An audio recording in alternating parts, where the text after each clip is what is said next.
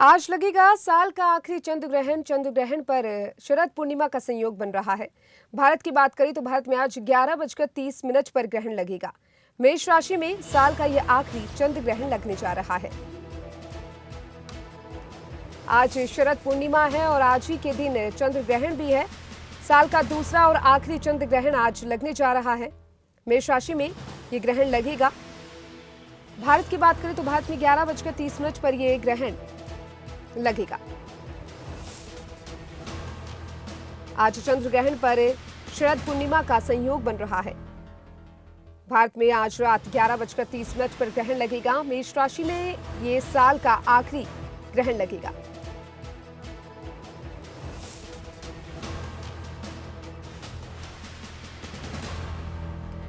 और चलिए जानेंगे कि आज चंद्र ग्रहण के दिन और आज शरद पूर्णिमा का भी शुभ संयोग यहां पर बन रहा है। क्या करना चाहिए, क्या कुछ नहीं करना चाहिए, और ज्यादा जानकारी के लिए हमारे साथ पंडित अरविंद तिवारी जुड़ चुके हैं। पंडित जी, बहुत बहुत स्वागत है आपका खबरें अभी तक पर सबसे पहले।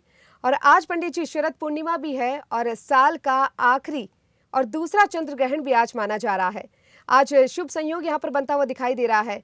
हमारे दर्शक जानना चाहेंगे कि आज के दिन कौन से वो कार्य हैं जो हमें ग्रहण में करनी चाहिए और कौन से वो कार्य हैं जिनको करने से परहेज करना चाहिए। जी नमस्कार। खबरें अभी तक के सभी दर्शकों को मेरा नमस्कार और शरद पूर्णिमा के पर्व की बहुत बहुत शुभकामनाएं। सबसे पहली बात, चूंकि शरद पूर्णिमा वर्ष की एकमात्र ऐसी पूर्णिमा होती है जिसमें चंद्रमा अपनी 16 कलाओं के साथ आते हैं और चंद्रमा से अमृत की वर्षा होती है। अच्छा, इस पूर्णिमा को कोजागरी पूर्णिमा भी कहा जाता है, क्योंकि यही एकमात्र पूर्णिमा होती है जिसमें माता लक्ष्मी हर घर में जरूर जाती हैं और वो ये देखने जाती हैं कि आखिरकार किस घर में धन की कमी है अथवा नहीं।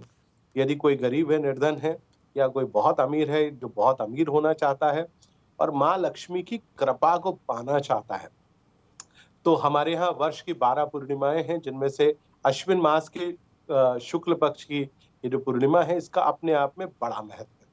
करना ये चाहिए आज की रात, चूंकि भगवान कृष्ण की, भगवान चंद्र की और माता लक्ष्मी की और साथ साथ भगवान विष्णु की भी पूजा अर्चना आपको करनी है, ताकि वर्ष भर में आपके जीवन में किसी भी प्रकार का कोई कष्ट ना हो, धन की कमी ना हो। हालांकि इस बार चूंकि शरद पूर्णिमा पर ग्रहण भी पड़ रहा है, जो कि खंड ग्रास ग्रहण है, पूर्ण चंद्र ग्रहण नहीं है। पूर्ण होता तो थोड़ी विशेष परेशानी होती, लेकिन ऐसा माना जाता है कि ग्रहण काल के दौरान आप जितनी भी पूजा पाठ करेंगे वो आपकी पूजा पाठ कई गुना बढ़ जाती है। उदाहरण के तौर पर यदि आप भगवान का नाम 108 बार लेंगे तो वो आपको 1000 माने 10 गुना उसमें वृद्धि हो जाएगी। तो आप ईश्वर की पूजा करिए और आज की पूजा पाठ उस प्रकार की एफडी के समान है, जैसे आप बैंक में कोई एफडी जमा करके रख लेते हैं और जब आपको बहुत आवश्यक रूप से उसकी धन की आवश्यकता होती है तो आप उसको छुट्टा करा लेते हैं और आप अपने जीवन की समस्याओं का समाधान कर लेते हैं। तो आज के दिन की गई पूजा पाठ आपके जीवन की वो एफडीआर है, जब आप सबसे ज्यादा परेशान होंगे तब ये एफडीआर आपके सम्मुख आएगी और आपके जीवन की परेशानी को दूर करेगी। जी पंडित जी, साथ ही ये भी जानना चाहेंगे कि आज अगर चंद्र ग्रहण की बात करें तो मेष राशि में बताया जा रहा है कि चंद्र ग्रहण लगेगा, लेकिन जो और राशि है उन पर क्या कुछ प्रभाव आज के ग्रहण को लेकर, और क्योंकि शरद पूर्णिमा भी आज है, देखा जा सकता है, वो भी जानना चाहेंगे।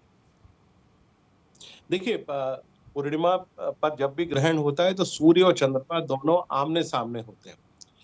यानी जब भी ग्रहण पड़ेगा, मेष राशि में चंद्रमा होगा और सूर्य अपनी सबसे कमजोर राशि यानी तुला राशि में होगा। परंतु इस बार का ये ग्रहण क्यों खास है? देखिए, इस समय मंगल जो कि युद्ध का देवता है वो तुला राशि में है। बुध जो कि बुद्धि का कारक ग्रह माना जाता है वो भी तुला राशि में सूर्य के साथ है। और आप देखिए कि केतु जो है वो भी तुला राशि में और राहु मेष राशि में।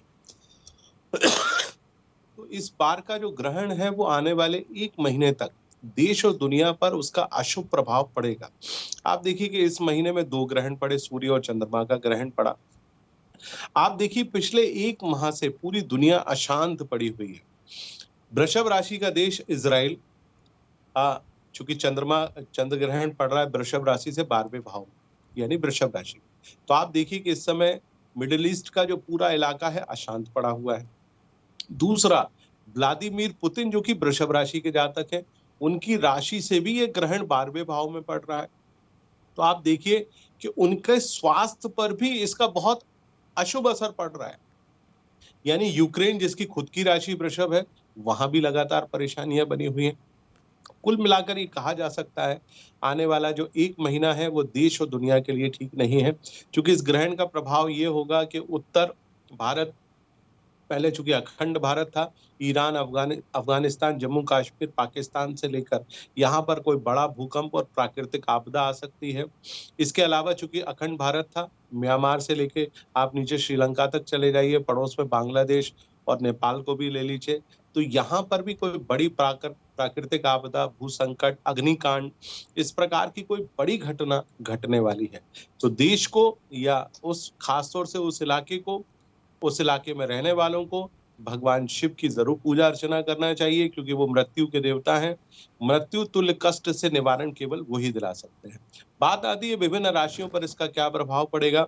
तो मेष राशि के लिए ये ग्रहण क्योंकि 1 महीने तक इसके अशुभ प्रभाव दिखाई देते रहेंगे, तो थोड़ा सा कमजोर है, खास तौर से 16 नवंबर तक। तो मेष राशि वाले जातकों को अपने स्वास्थ्य, बाकी चीजों का बहुत ध्यान रखने की आवश्यकता है।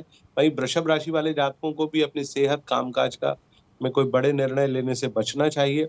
मिथुन राशि वाले जातकों के लिए ग्रहण ठीक है। वहीं कर्क राशि वाले जातकों के लिए कार्य क्षेत्र में कहीं ना कहीं कष्टकारी होगा। सिंह राशि वाले जातकों के भाग्य में अवरोध आएंगे। शेयर मार्केट और प्रॉपर्टी संबंधी कार्यों में कहीं ना कहीं ये कष्ट जरूर देगा। वहीं कन्या राशि वाले जातकों के लिए ग्रहण ठीक है, बहुत ज्यादा कष्टकारी नहीं है, फिर भी उनको अपनी सेहत का ध्यान जरूर रखना चाहिए। वहीं तुला राशि वाले जातकों के लिए ग्रहण 7वें भाव में है, सामाजिक, आर्थिक, राजनीतिक क्षेत्र में कष्टकारी होगा, तो अपना ध्यान रखें। वहीं वृश्चिक राशि के लिए ग्रहण बेहद शानदार होगा, क्योंकि 6ठे भाव में है, विरोधी कमजोर पड़ेंगे, सेहत बढ़िया रहेगी, भाग्य में उन्नति होगी। तो वहीं धनु राशि वाले जातकों के लिए ग्रहण बेहद कमजोर है। 5म भाव में शासन और शासन से जुड़े हुए कार्यों में परेशानी होगी। संतान को लेकर कोई बड़ा कष्ट हो सकता है, राजनीतिक रूप से परेशानी बनी रहेगी। वहीं मकर राशि वाले जातकों के लिए ग्रहण 4th भाव में है, सुख में कमी ला सकता है, मानसिक रूप से अशांति देगा। माता को लेकर शेयर मार्केट और प्रॉपर्टी से जुड़े हुए कार्यों में कष्ट देगा। वहीं कुंभ राशि वाले जातकों के लिए ग्रहण सामान्य रहेगा, क्योंकि एकादश भाव में है, बहुत ज्यादा कष्ट नहीं होगा। परंतु मीन राशि वाले जातकों के लिए ग्रहण बेहद कष्टकारी साबित होने जा रहा है। जी पंडित जी, साथ ही अगर शरद पूर्णिमा की यहाँ पर बातचीत की जाए तो शरद पूर्णिमा के दिन खीर का काफी महत्व माना जाता है, उसको लेकर आपसे जानना चाहेंगे क्या कुछ महत्व इसका माना गया है, किस तरीके से खीर को बनाए और किस तरीके से भगवान को इसको भोग लगाए, वो भी जानना चाहेंगे। देखिए, इस बार चूंकि ग्रहण शरद पूर्णिमा पर है और ये ग्रहण चूंकि मध्य रात्रि में 2:32 पर समाप्त होगा, तो आप मध्य रात्रि में 2:32 तक तो किसी भी स्वरूप में खीर जो है भगवान चंद्रमा के सामने नहीं रख सकती, क्योंकि ग्रहण काल में बनी हुई किसी भी चीज का सेवन करना निषेध माना जाता है। लेकिन खीर का आज के दिन में बड़ा महत्व है, क्योंकि आज का दिन वो दिन था जब अश्विनी कुमारों ने, जो कि आयुर्वेद के जनक थे, उन्होंने महर्षि च्यवन, जो ऋषि थे जिनके नाम पर हम च्यवनप्राश खाते हैं, उनको दीर्घायु होने का वरदान दिया। आयुर्वेद की कई ऐसी चीजें उनको सिखाई, जिसके चलते इस धरा पर जितने भी लोग थे वो सब बेहद कमजोर होते थे, स्वास्थ्य उनका कमजोर रहता था, बहुत जल्दी उनकी मृत्यु हो जाती थी। तो आज के दिन कुछ विशिष्ट औषधियों को मिलाकर खीर बनाई जाती थी, क्योंकि चंद्रमा अपनी 16 कलाओं के साथ प्रकट होता है आज के दिन। तो उसके नीचे यदि रात भर खीर रखी जाती है तो उसमें औषधीय गुण आ जाते हैं, और उनको आप सेवन करेंगे तो आने वाले दिनों में आप दीर्घायु और हष्ट पुष्ट हो जाते हैं। परंतु ग्रहण है, इसलिए जब ग्रहण को मोक्ष हो जाए, यानी 2:32 के बाद जब ग्रहण समाप्त हो जाए, तो स्नान ध्यान करके आप खीर बनाइए। खीर को आप चंद्रमा के नीचे रखिए और सुबह प्रातः काल तक आप रखे रहने दीजिए, ताकि जो अमृत की बूंदें उस पर गिरेंगी और उस खीर का जब आप सेवन करेंगे तो खीर आपके लिए एक औषधि कारक होगी, जिससे कफ और हमारे शरीर की जितनी भी व्याधियां हैं उनसे आपको एक प्रकार से निजात मिलेगी और आप अपने जीवन में काफी आगे बढ़कर उन्नति कर पाएंगे। शरीर स्वस्थ रहेगा तो आप भी स्वस्थ रहेंगे, इसलिए आज के दिन खीर का बड़ा महत्व है। बिल्कुल ग्रहण की अगर बात करें चंद्र ग्रहण की तो ग्रहण का प्रभाव सभी पर देखने को मिलता है। जैसे आपने बताया कि सभी जो राशियां हैं उन पर भी देखने को मिलता है, लेकिन विशेष तौर पर जो गर्भवती महिलाएं हैं उनके ऊपर खास तौर पर प्रभाव जो है वो ग्रहण का देखने को मिलता है। तो जानना चाहेंगे पंडित जी, गर्भवती जो महिलाएं हैं उनको कौन कौन सी बातें हैं जिनका ध्यान रखना चाहिए? देखिए, सबसे ज्यादा गर्भवती महिलाएं, छोटे बालक यानी शिशु और वृद्ध जो होते हैं उनके ऊपर इस ग्रहण का सबसे ज्यादा प्रभाव पड़ता है। जैसा हम सभी जानते हैं कि चंद्रमा मनसो जायते, यानी चंद्रमा मन का कारक है। बालक का मन भी चंचल होता है, वृद्धों का मन भी चंचल होता है और जो महिला है उनके मन में भी बुरे ख्याल आते हैं। अब ग्रहण से बचने के लिए क्या करना चाहिए? देखिए, हमारे यहाँ बाजार में जो पेंट या पुताई की दुकानें होती हैं, वहां पर गेरू जो लाल रंग की होती है वो मिलती है। तो यदि गेरू का लेप महिलाएं अपने गर्भ के ऊपर लगाती हैं, तो जो ग्रहण की अशुभ किरणें हैं वो वहां तक नहीं पहुंच पाती और एक प्रकार से गर्भस्थ शिशु की रक्षा होती है। गर्भस्थ शिशु अपने जीवन में आगे उसको कष्ट नहीं होता और साथ ही साथ जिनके पेट में ये गर्भ होता है यानी वो महिला होती है, उनको भी कष्ट नहीं होता। अच्छा, उनको एक दूसरी चीज, कोई भी नुकीली चीजों का इस्तेमाल नहीं करना चाहिए। यदि वो नुकीली चीजों का इस्तेमाल करती हैं, क्योंकि बच्चा एक नाल से बंधा होता है, तो ऐसा माना जाता है कि जिस नाल से वो अपने जीवन में सारा कुछ प्राप्त कर पा रहा है उसको कहीं ना कहीं कष्ट होता है, यानी उसको शारीरिक मानसिक रूप से कष्ट हो सकता है। इसलिए नुकीली चीजों का इस्तेमाल नहीं करना चाहिए। खान पान में ध्यान रखें। आप ग्रहण काल के दौरान भी भोजन करने से बचे, क्योंकि ग्रहण काल रहेगा 1:22 से 2:36 के बीच में, लगभग 1.5 घंटे के आसपास ये ग्रहण रहेगा। तो कोशिश करें उस दौरान किसी भी जो भोज्य पदार्थ है उसका सेवन ना करें। हाँ, जल यदि आपको पीना है तो जल जरूर आप पी सकते हैं। वहीं बात करते हैं शिशु की। जो छोटे बच्चे होते हैं उनको भूख लगती है, प्यास लगती है, आप जरूर उनको खिला सकते हैं। ठीक वही स्थिति वृद्ध जनों के साथ है। लेकिन आजकल हम लोगों ने एक चीज और जोड़ दी है, जो भी बीमार व्यक्ति हैं, चूंकि आज के दौर में डायबिटिक पेशेंट अधिकांश हो गए हैं, हमारे देश की सबसे बड़ी बीमारी है, तो जो लोग बीपी या डायबिटिक पेशेंट हैं वो भी इस दौरान भोजन कर सकते हैं, जल का सेवन कर सकते हैं या कोई भी चीज का उनको सेवन करना है कर सकते हैं।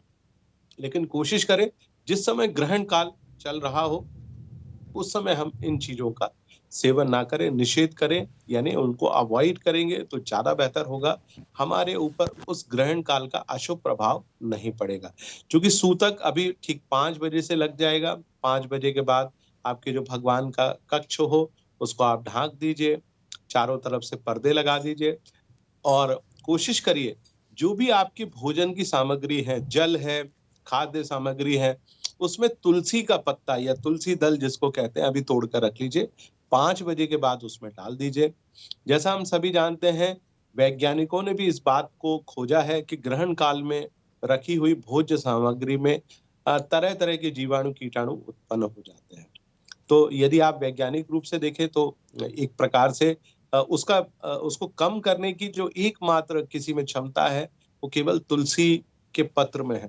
तुलसी पत्र में ऐसे औषधि गुण पाए जाते हैं कि किसी भी प्रकार के कीटाणु जीवाणु यदि उत्पन्न भी हो रहे हैं, अपने पानी में, भोज्य सामग्री में, भोज्य पदार्थों में उसको रखा हुआ है, तो वो कभी भी खराब नहीं होते।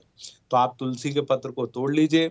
सायं काल में नहीं तोड़ा जाता, सूतक काल में नहीं तोड़ा जाता, अभी तोड़ कर रख लीजिए और उसको पानी में, भोज्य सामग्री में, भोज्य पदार्थ जो आपने रात के लिए बनाया हो ताकि आपके घर परिवार के लोग जिसका भोजन कर सके, उसको कर दीजिए।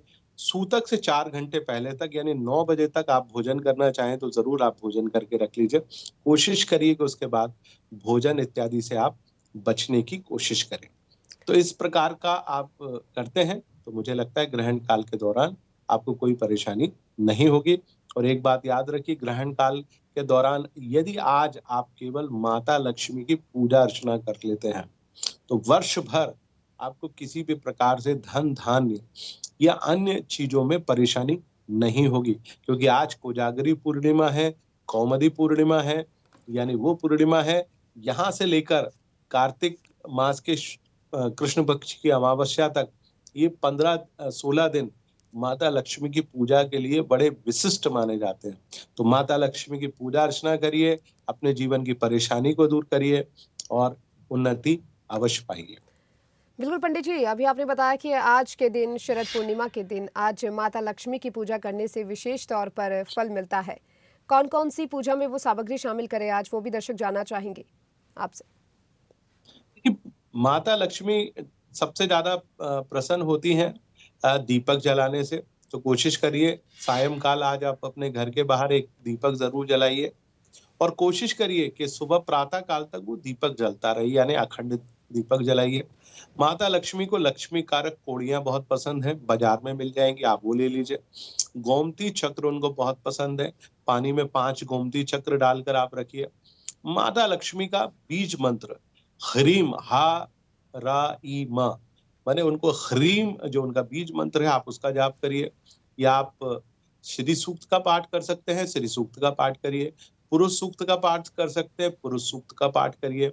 माता लक्ष्मी को जो सबसे ज्यादा पसंद है वो ललिता सहस्त्र नाम है। यदि आप संस्कृत पढ़ सकते हैं, माता लक्ष्मी के वो 1000 नाम है, आप उनको पढ़िए। माता लक्ष्मी जो सबसे ज्यादा प्रसन्न होती हैं भगवान विष्णु की पूजा अर्चना करने से, तो आप माता लक्ष्मी के साथ साथ भगवान विष्णु की पूजा अर्चना करिए, उनको पीले पुष्प चढ़ाइए। माता लक्ष्मी को शंख से बहुत प्रेम है, तो आप आज दक्षिणावर्ती शंख आप थोड़ा जल भरकर रख लीजिए और जब ग्रहण काल पूरा हो जाए तो उस दक्षिणावर्ती शंख में यदि गंगा जल, यमुना जल या कोई भी पवित्र नदियों का जल आप यदि अपने पूरे घर में छिटकते हैं, आपके घर से नकारात्मक शक्तियां एकदम दूर हो जाएंगी, आपके जी, जीवन में परेशानी दूर होगी। जी। चलिए पंडित जी, बहुत-बहुत शुक्रिया आपका। आपने हमारे दर्शकों को बताया कि आज के चंद्र ग्रहण और शरद पूर्णिमा का क्या कुछ असर रहने वाला है, कौन-कौन सी सामग्री है जो पूजा में शामिल करनी चाहिए।